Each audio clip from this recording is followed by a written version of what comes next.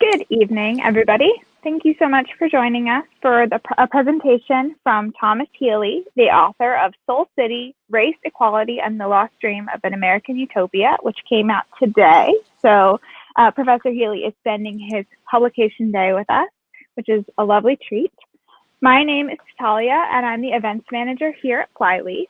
We have an exciting virtual season lined up, but there is one event in particular that I would love to highlight for folks who are interested in this presentation. You might also be interested in a presentation coming up on Thursday, February 25th.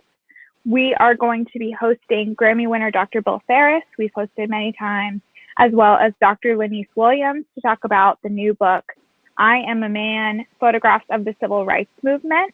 So if you're interested in Professor Healy's talk today, I think you'll find a lot of value in that presentation as well.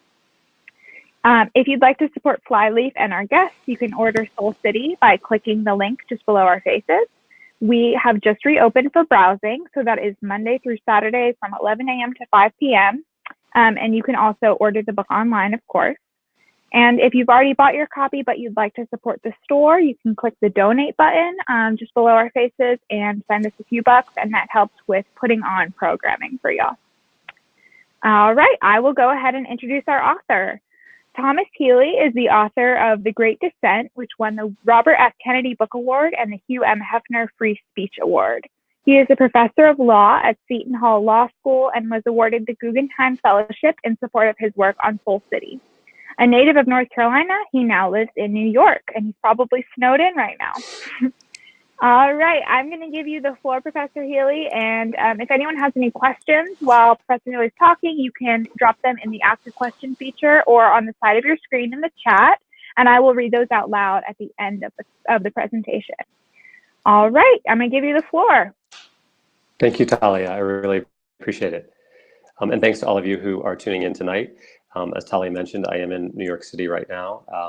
And I guess one of the silver linings of having a virtual event is that the weather doesn't get in the way. So I'm happy that we could still have the event in spite of the snowstorm. Being a native of North Carolina and a graduate of UNC, I am really thrilled to be spending tonight at Flyleaf Books.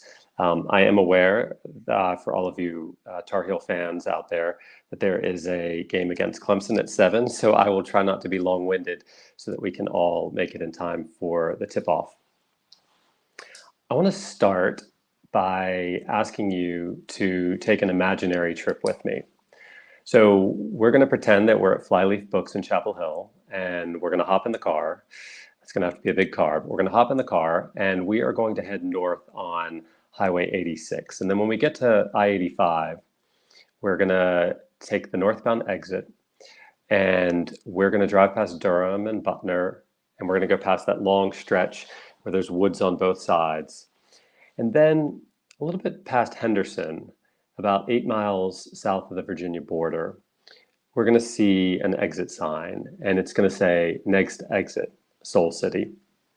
And we're going to take that exit ramp, and there are going to be gas stations and restaurants and hotels, all the things you would normally see on an exit ramp for a thriving municipality. And we're going to cross Highway 1, the old Jefferson Davis Memorial Highway. And we're going to come to this massive concrete monolith. And on that monolith, there's going to be a large swooping red S that's cast in red iron and repeated 3 times, one above the next. And we're here, we're in Soul City. Soul City has 2 parts to it. One part is primarily devoted to residential life. There's a cluster of 8 residential villages where people live.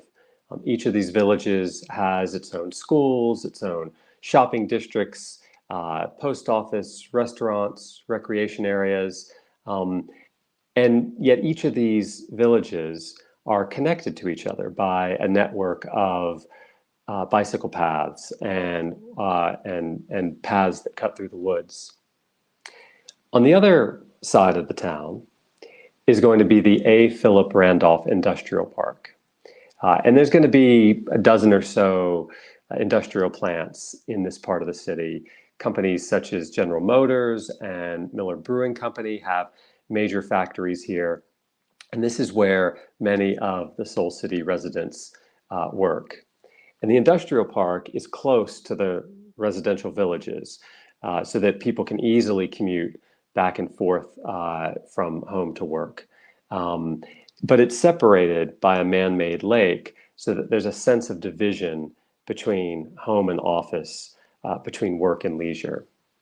There's also a ton of green space at Soul City.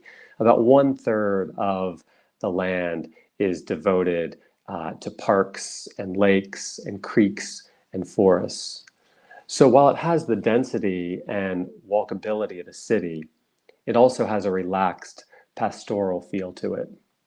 And this has made Soul City an incredibly attractive place to live. Founded in 1969, it now has about 50,000 residents and is still growing. The population is racially and economically diverse, with plenty of whites, Asians, Hispanics, and Native Americans. But the majority of residents are Black, and Black people control the bulk of jobs, capital, and opportunity. As a result, Soul City has emerged as a model of Black economic empowerment and is a powerful alternative to the traditional model of Black assimilation into white society.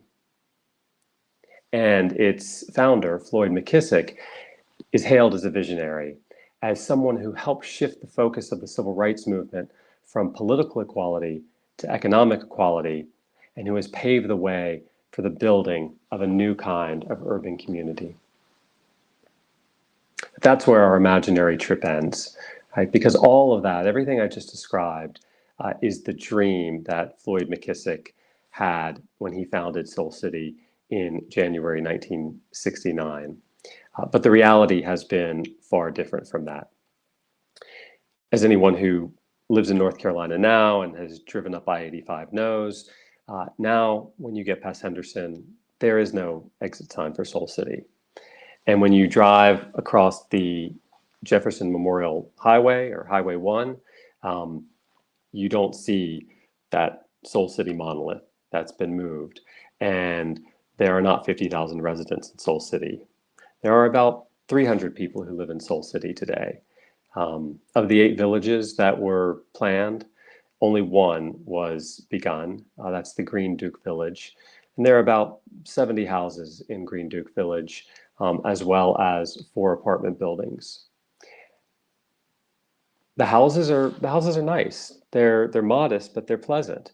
There's a mix of ranch and split level homes, some with front porches and porticos, but the roads haven't been repaved in decades.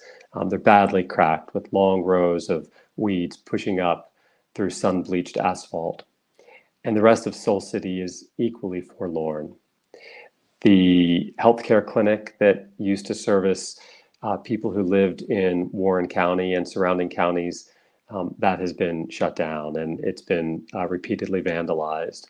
The picnic and recreation area surrounding the lake is now overgrown and often littered with trash. A small shopping center that was built is shuttered.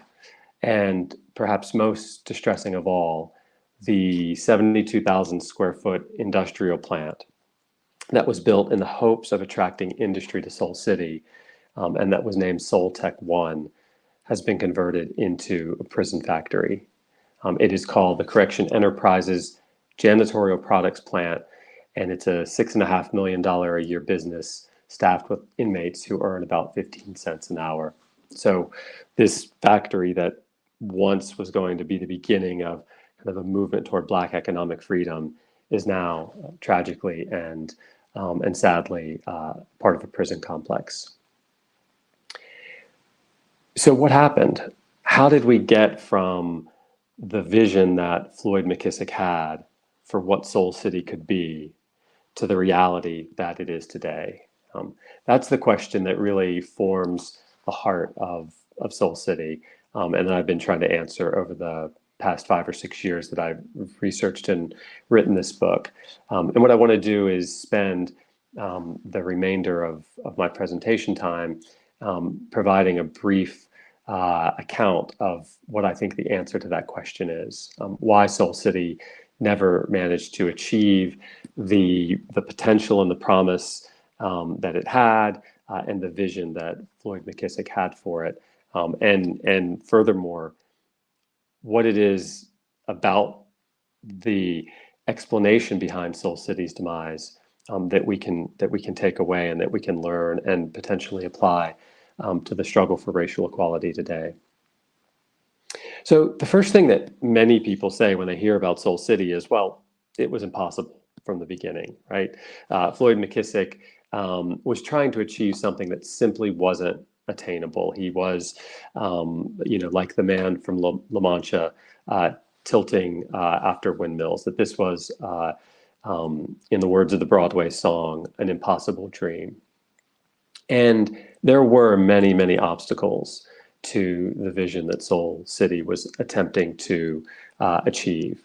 Floyd McKissick was a huge civil rights figure in the 1960s, nearly as well known as Martin Luther King, but he had no experience building a city. He had never done anything like this, and he did not have the kind of financial resources or corporate backing that new cities like this normally require.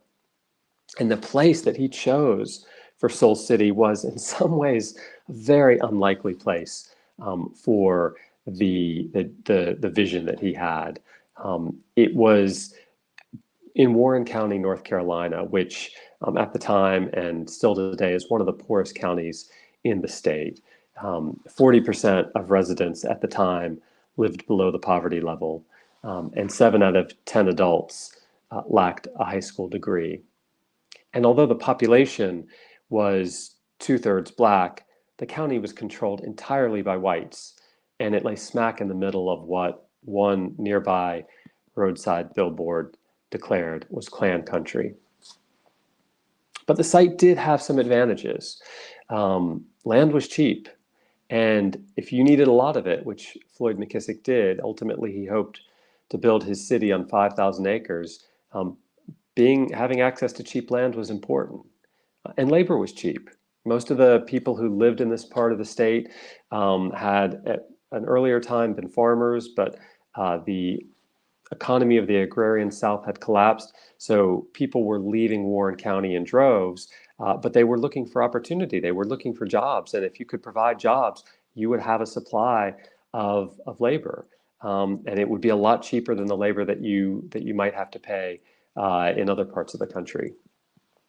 And it was close to lots of things that could help a new city thrive. It was an hour away from the Triangle, from Raleigh, Durham, Chapel Hill, which, although at the time wasn't as large as it is today, it was still sort of on the rise. Research Triangle Park had recently signed its first major tenant. There were 2 major highways, I-85, which was just a mile away, and I-95, which was about 30 miles away.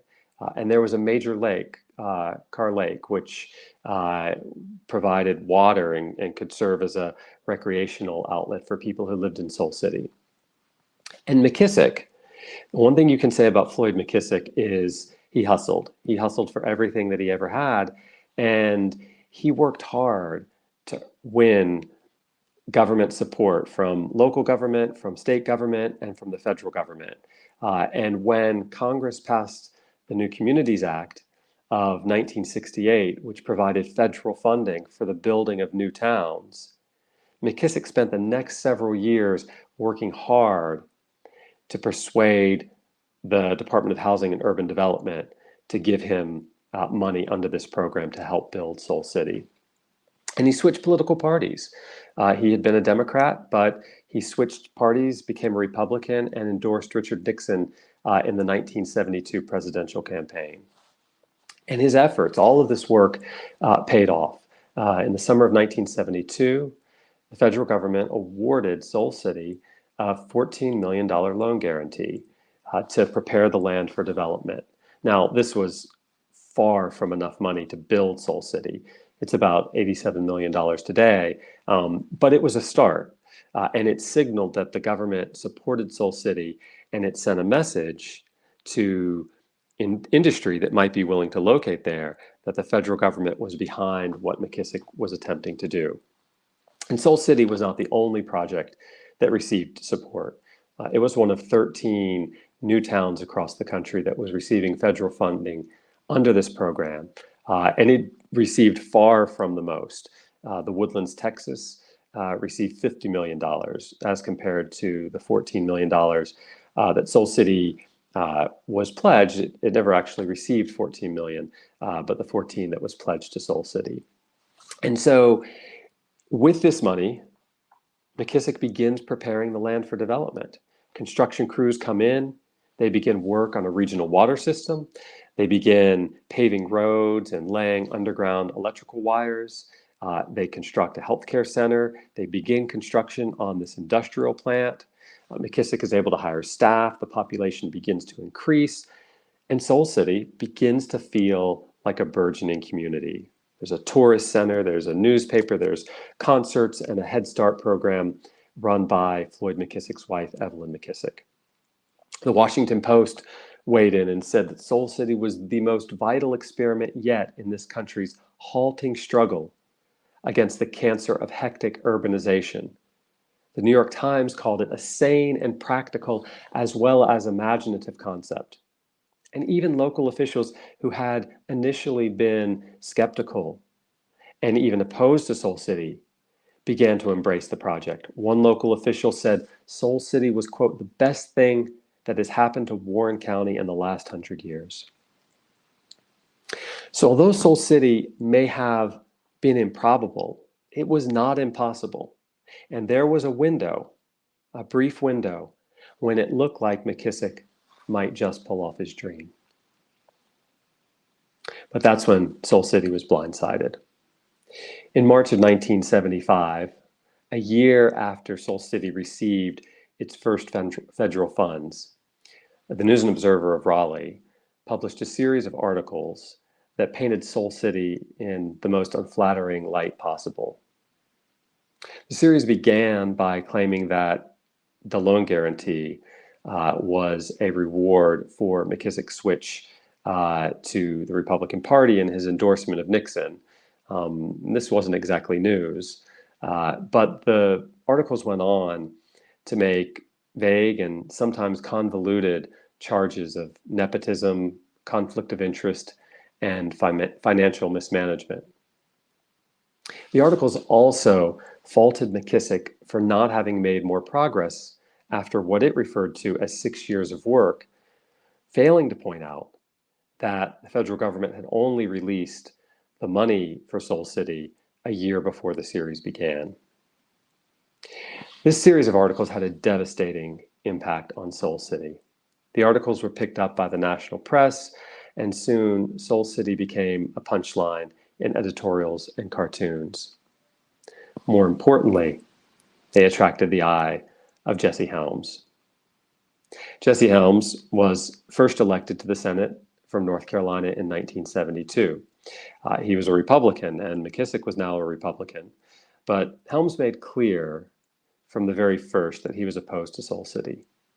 McKissick sent Helms a congratulatory telegram when Helms was elected, but Helms responded by saying that he was opposed to Soul City and that at the earliest opportunity he would launch a federal investigation into the way Soul City was spending taxpayer dollars. And so that's what Helms did. After the News and Observer series was published, Helms called for a federal audit by the the General Accounting Office of Congress, and most of the next year was spent with Soul City under scrutiny from both federal and state auditors. Now, that investigation ultimately cleared McKissick and Soul City of the most serious allegations that had been lodged against it. But the scandal delayed development by a year, and it scared away industrial prospects and residential prospects. And McKissick no longer had the support in Washington that he had once had. now that Richard Nixon had resigned in disgrace. The next few years of Soul City's development were an attempt by McKissick and those people who had moved down to Soul City to regain the momentum they had lost, and they tried hard to do so. They began construction on the first residential village. They acquired some industrial prospects who opened up in Soltec 1, the plant that was completed. They built a pool and recreation center, a volunteer fire department, a church, and they continued to develop the infrastructure of Soul City. But it was too big of a hill to climb at this point. The project struggled to attract industry, and in 1979, with the entire New Towns program under scrutiny, HUD pulled the plug on Soul City. It foreclosed on the property, it took over the land, and it paid off the bonds that had funded the development of Soul City. And so Soul City was an improbable venture, but it wasn't an impossible one. And the attacks by the News and Observer and by Jesse Helms point to a different explanation for Soul City's demise.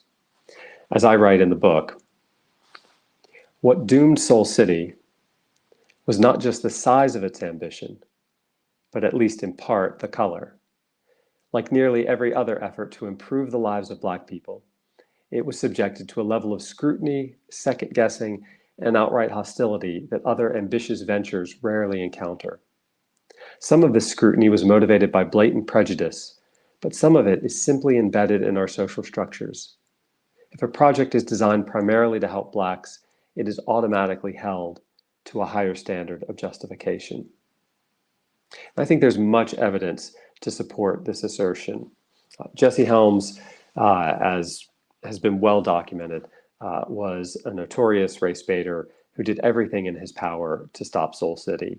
And much of the media coverage of Soul City had a racist subtext to it, referring to it as an all-Black town, even after it had been made clear that it would be racially integrated, and drawing on a variety of classic tropes about Black people and money. They can't be trusted, that they are incompetent, or that they live beyond their means. A front page article in the Wall Street Journal even suggested that McKissick was getting rich off of Soul City, noting that his house had a, quote, sunken living room and a, quote, big microwave oven. So racism was certainly a part of what doomed Soul City, blatant, overt racism. But I think that's only a part of the story. Many of the white people who lived in Warren County, many of the white government officials and local business leaders, they were surprisingly receptive to the project, mainly because they recognized the positive effect that Soul City could have on what was a very economically depressed region. And so it wasn't just a matter of overt racism, because there were whites who supported Soul City. But what happened is Soul City was caught between two opposing forces. On the one hand, there were the racists like Jesse Helms. But on the other side was a dogma of liberal integrationism, which viewed any departure from the ideal of integration as a betrayal of liberal principles and as perhaps a threat to the status quo. One can see this most clearly in the role of the News and Observer, which led the charges against Soul City. The editor of the News and Observer at the time was Claude Sitton, who was a legendary civil rights reporter for the New York Times and was generally viewed as incredibly sympathetic to the civil rights movement. But for liberals like Sitton, freedom and equality came in only one form: integration into white society. And any approach that deviated from that automatically was unacceptable. As Sitton said to a oral history interviewer years later, completely unprompted, he said, he described Soul City as an all-Black city. And then he said, I just didn't think that was right. I mean, I was an integrationist, And so we couldn't go along with that. Right? This, in spite of the fact that about a quarter of the staff working on Soul City was white, and in spite of the fact that McKissick had made clear over and over that Soul City was planned to and would in fact be an integrated or a multiracial city. But one can also see this dynamic, this unwillingness of many white liberals to accept Soul City on its own terms. One can see it also in the reaction to the name itself, to the name Soul City. McKissick claimed that the name had religious connotations, not racial ones, and I think it's unclear whether that was really his intention. I think he liked the name Soul City because that made clear that this was a city that was built and would be run by Black people, and would be a monument to Black achievement. But that name became a huge obstacle in the building of Soul City, with both the federal government and industrial prospects like General Motors claiming that they couldn't be a part of a city that had a name that to them implied separatism. Consultant to McKissick ultimately agreed, and on numerous occasions he was urged to change the name, but he resisted changing the name. As he told one magazine reporter, "If I change the name, I will have lived my life for nothing." And this coming from a man who was incredibly pragmatic in his approach, who had been willing to compromise at every step of the way. But the one thing that he didn't want to compromise on, and one can hardly blame him, was the name, was the idea that you could build a city that could be run by and populated by predominantly by Blacks, and that could have a name that would have racial connotations to it. So these two forces, the blatant racism of conservatives like Jesse Helms, and the sort of dogma of liberal integrationism, these were the forces that combined to deprive McKissick of what he most wanted. He wanted autonomy and self-determination for Black people. And if we're trying to draw lessons from Soul City today, I think that is the probably the most salient lesson we can draw. In the half century since McKissick founded Soul City, the gap in income between white and Black households has remained essentially unchanged. And more importantly, the self-determination that McKissick was seeking with Soul City has remained elusive. Think about Ferguson, Missouri. Technically, Ferguson is an integrated community, 67% Black and 30% white. But although Blacks make up a majority of the population, at the time of the protests in 2014, the entire government was controlled by whites, from the mayor to the school board to the police department, which had only 3 Black officers out of a force of 53. That's not much different from how Warren County looked in 1969.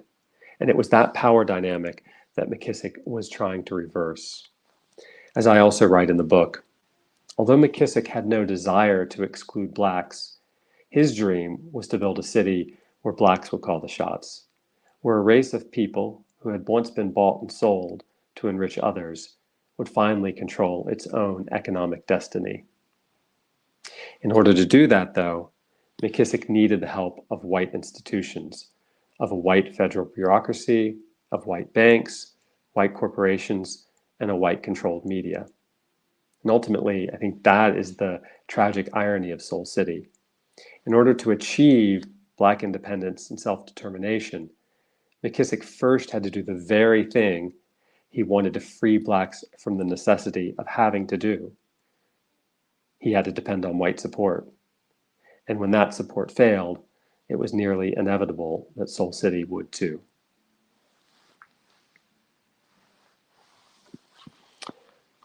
So that's my formal presentation. I'd be happy to answer any questions, and I think Talia is maybe going to moderate. I know she has some questions available if people need a moment to formulate what they want to ask, but I'm happy to answer any questions you have about any of this. Yeah, absolutely. If anybody would like to ask any specific questions, you can use the Ask a Question feature at the bottom of your screen, or you can type your questions right into the chat and I will read them out. Something that I think I was struck by as you gave your presentation was just how much of an influence optics had on every aspect of the process, from whether Floyd McKissick identified as a Republican or a Democrat to the name of the city itself. Can you draw any parallels to the way that optics have been used against the Black community in the past year? Absolutely. I mean, framing is incredibly important to how we think about things. One of the things that I thought about recently is how Helms would talk about this as a waste of taxpayer dollars, right? This is, this idea that his constituency is just their money is being spent on what he considered a boondoggle and a waste of money. But this is the federal government deciding to spend the money that it has generated as revenue, and yet the framing of this constantly as taxpayer dollars, and it makes it feel to people as though it's coming right out of their back pocket. When obviously, money that the government collects in the form of taxes supports all sorts of things that never get the scrutiny that Soul City received. And certainly, I mean, speaking about the protest after the murder of George Floyd as riots, rather than what they truly were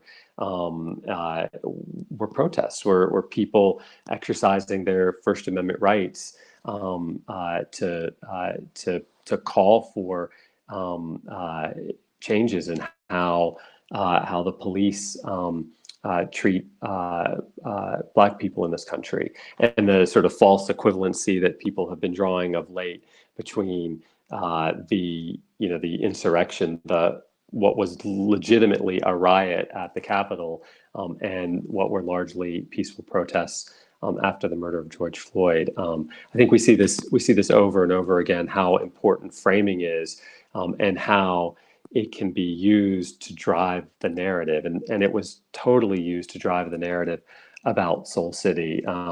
The initial news articles about Soul City described it as all Black, and that never really went away. I learned about Soul City many years later, although I was born in North Carolina and grew up there.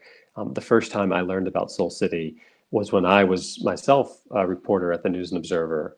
This was 2 decades or so later, and it was the spring of 1991 when Floyd McKissick died, and we were talking about McKissick, and my editor mentioned Soul City, and he described it as an all-Black city that McKissick had attempted to build an hour north of Durham. And as I learned, that was never true. It was never meant to be all Black, and yet that framing really hindered McKissick's ability to generate more widespread support. Do you think that that kind of framing can be used in a positive way, or do you feel like it's ultimately always going to lead to sort of the shutdown of some of these innovations? No, I think it can be. I think we have to be aware of the power of language and how important framing is, and that's one of many battles that has to be fought. And I think we see that that battle being fought in the types of language that we use, and the types of language that we think is acceptable. And I think that's important. I mean, some people refer to this as political correctness. To me, it's just the free speech working its way. In my other capacity, I'm a free speech. I teach First Amendment law, and to me, this is just a part of free speech. This is how we determine as a society what kind of norms we're going to have. Yeah, absolutely. Could you talk a little bit about your background as a law professor, and then what it was about that led you to want to tell the story? Sure. So as I said, I first heard about Soul City when I was a reporter at the News and Observer in 1991, and I was incredibly intrigued by what my editor had said. But obviously back then, it wasn't like today. You couldn't just with a few clicks of a computer keyboard research something like this. But it always sort of stuck with me in my mind, and it was in 2014 during the protests in Ferguson after the killing of Michael Brown that I thought back to Soul City, and I thought about the comparison between the lack of self-determination and autonomy that Blacks had in Ferguson, in spite of being a numerical majority, and the situation in Warren County. And so, as I started to read about that, I realized sort of that there were so many parallels between then and now. And as a law professor, I teach about equal protection, and I teach about civil rights. But I'm interested not just in the doctrine of law, but I'm interested in the larger questions of equality that underlie the law. And so although although the book doesn't have law in it per se, it really addresses those same fundamental questions of equality that the law is always trying to resolve. Mm-hmm. Absolutely. Let's see.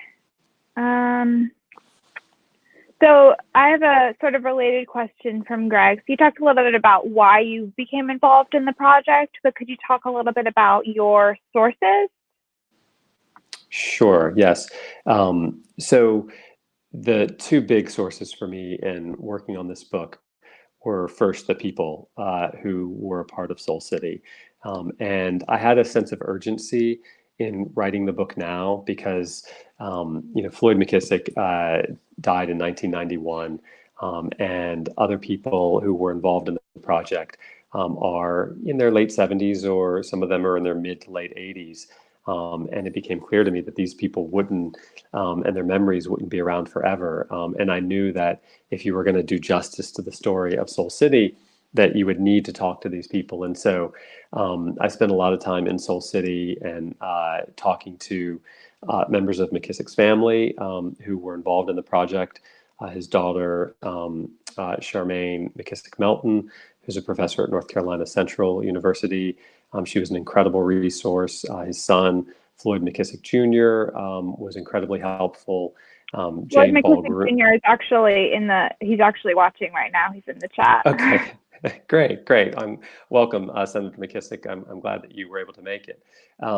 He was incredibly helpful, as was other people who were involved in the project. Lou Myers, who still lives in Durham, a woman named Jane Ball-Groom, who's published a really terrific memoir about moving from from Mount Vernon, just north of New York City, to Soul City in 1970 with her family to be a part of Soul City.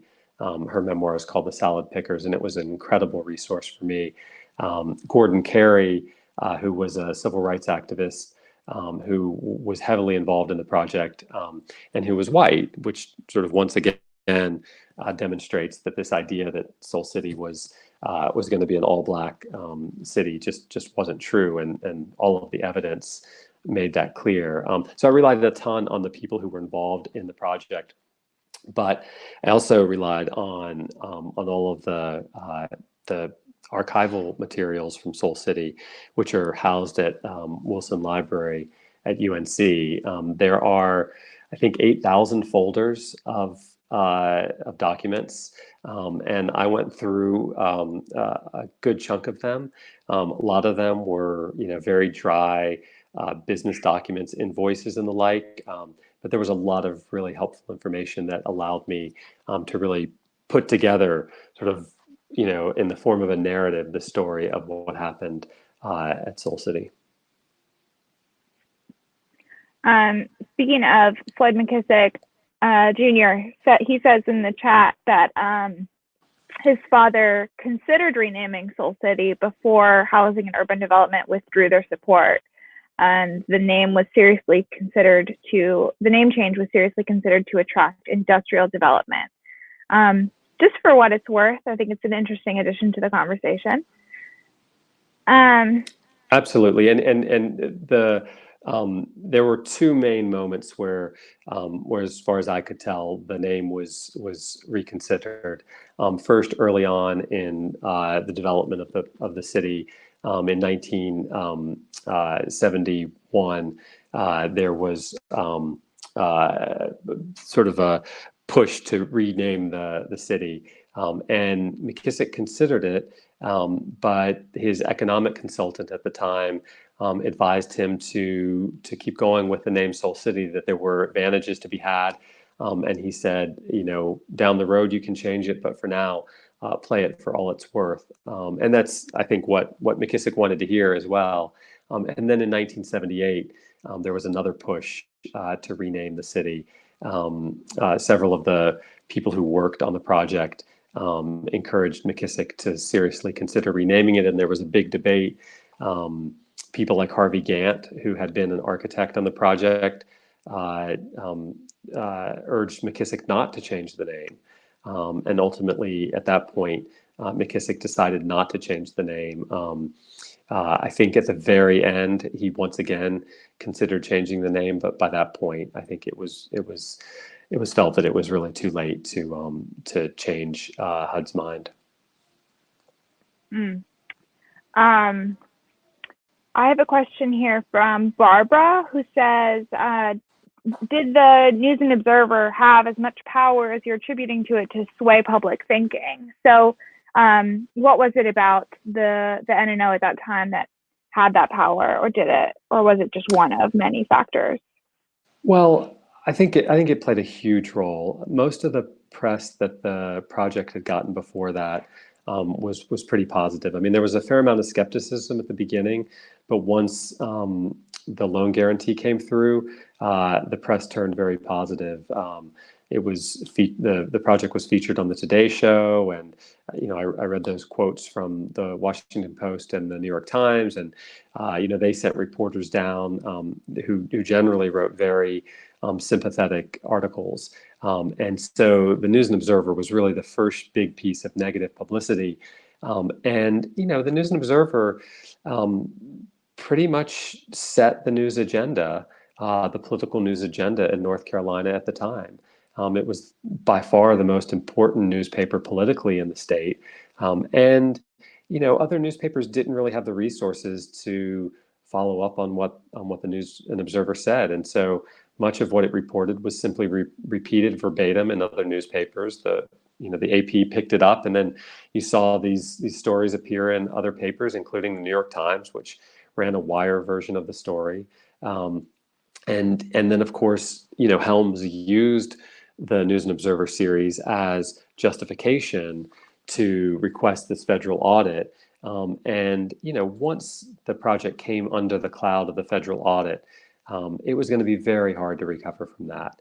Now, there were certainly other factors. I mean, I haven't even touched on the economic climate of the 1970s, 2 recessions within a period of 8 years, and that was hugely detrimental to the project. And so it's hard to reconstruct a counterfactual in which, let's take the News and Observer out. Would Soul City have succeeded? But it certainly would have had a much better chance if those allegations had not been made, or if at least they had been made in a more balanced way. Yeah. interesting to think about just how the news sort of operated at that time. And sort of a related question I have from Glenn is, so the news sort of determined, or at least the News and Observer sort of determined how the project was viewed across North Carolina. How was the project viewed specifically in Warren County? You mentioned that it was sort of a clan controlled area. Was there support for the project there, or was it very much operating against the wishes of some of the people in power in that area? Initially, the people in Warren County were mostly surprised because McKissick had purchased, or had at least taken out an option on the land without letting anybody know what he was doing. And so when he held his initial press conference at the office of the Secretary of Agriculture in Washington, the people in Warren County were surprised. They had no idea that he was doing this, and there was a mixture of reactions. There was a lot of skepticism that this would ever happen. There was a lot of anger at the way the media was portraying Warren County, which had at one point been one of the wealthiest counties in the state, but was now one of the poorest counties, and the media was depicting it as such. And there was a lot of fear in Warren County that stemmed from racist views. There was this concern that that there were going to be people moving down from the quote unquote slums and ghettos of cities like New York, and that they were gonna invade Warren County. One person said, we have enough problems with law and order without all the northern rioters coming down. But what I found really interesting is that gradually McKissick was able to overcome a lot of that opposition. The Warren County Board of Commissioners ultimately passed a resolution endorsing Soul City and pledging its support. Vance County and Granville County joined with Soul City and Warren County to build this $12 million regional water system. And business leaders came around. I mean, they weren't blind. They saw the desperate economic situation of people in Warren County, and they recognized that Soul City could be a huge boon to the area. And what's so stunning is that Jesse Helms and L.H. Fountain, who was the representative, the congressional representative for this district, that they didn't support Soul City for those very same reasons. I mean, how often is it that congressional representatives are trying to stop federal money from flowing into a part of their state that desperately needs it?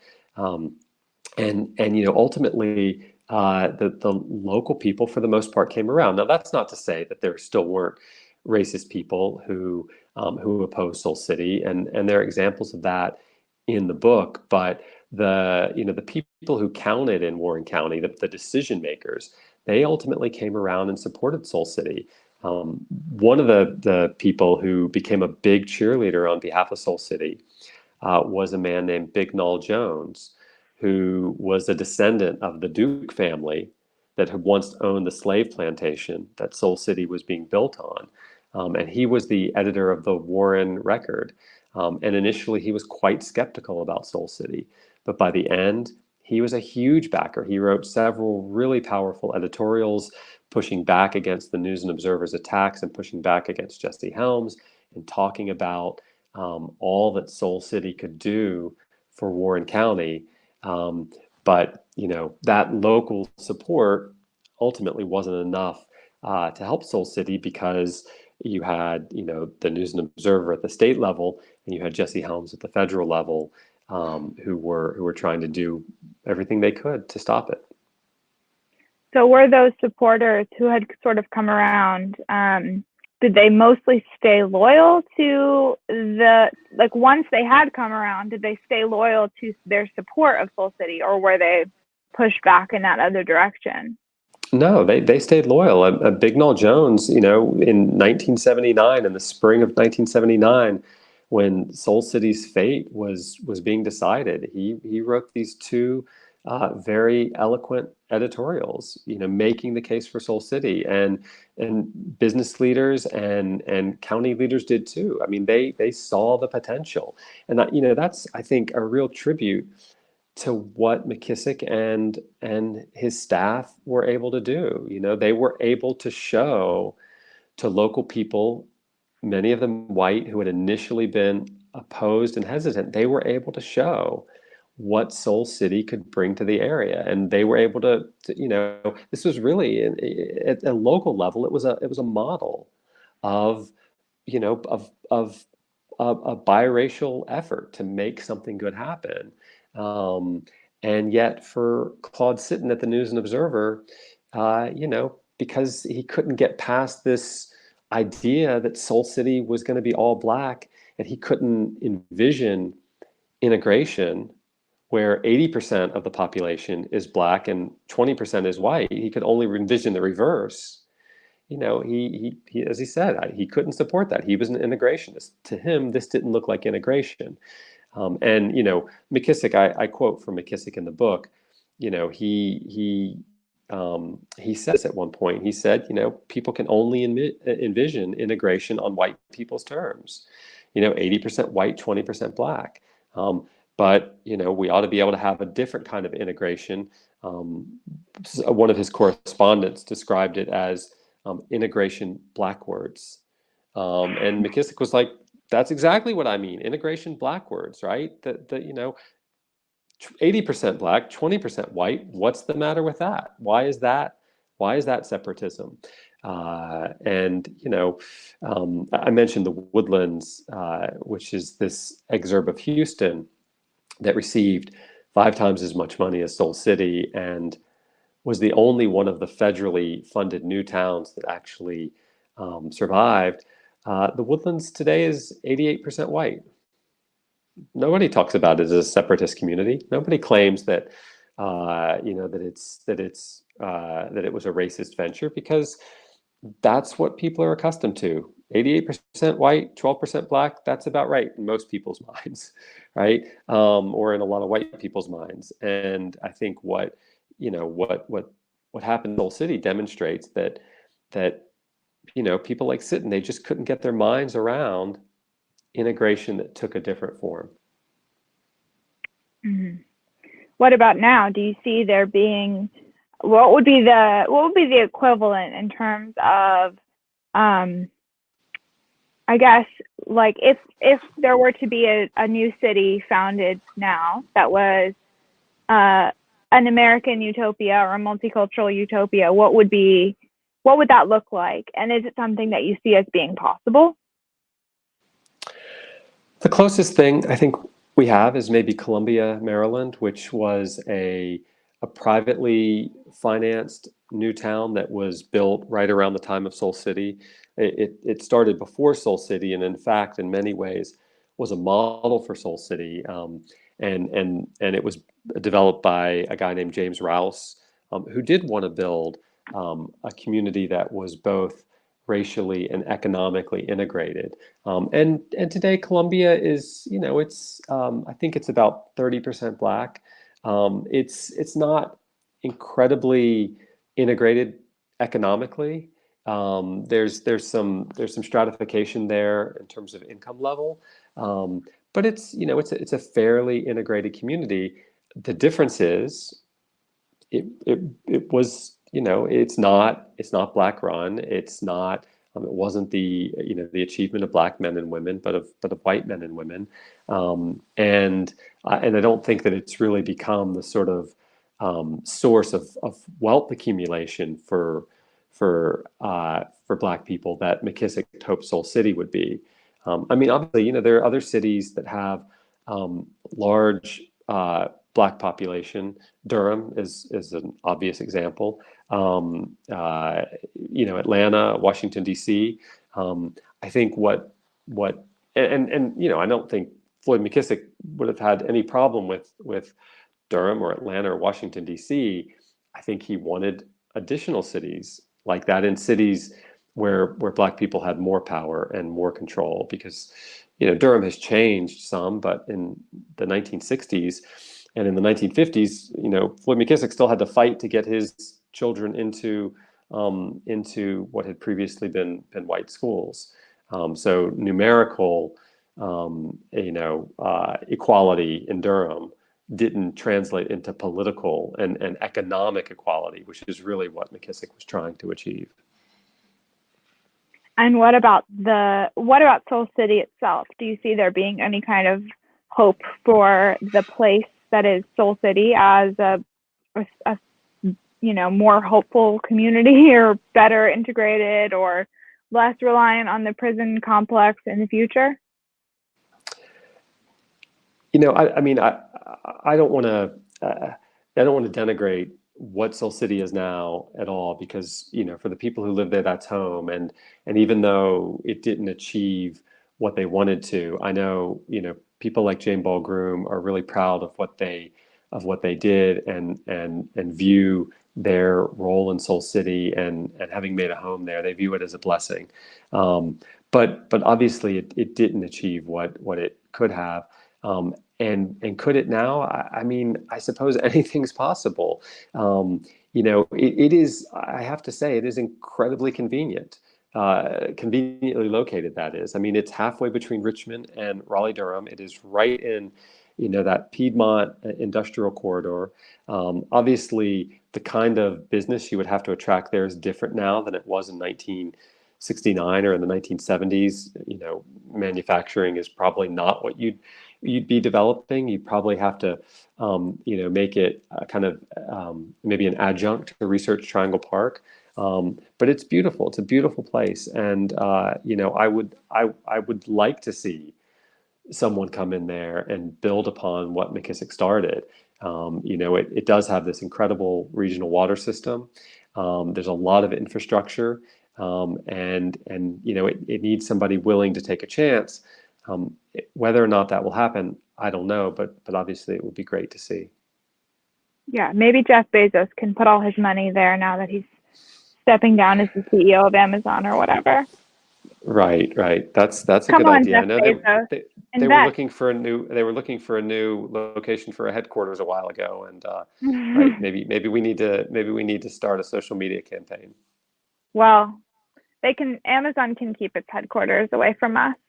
You're right. Sorry. We're not huge fans. All right. I think we're going to wrap up because we are at 7 p.m. Thank you so much for joining us on your launch day. We really appreciate it. It's been a wonderful conversation, and I think everyone watching has found a lot of value in it. So thank you so much, Tali. Yeah, I appreciate it, and thank you to everybody who tuned in. It's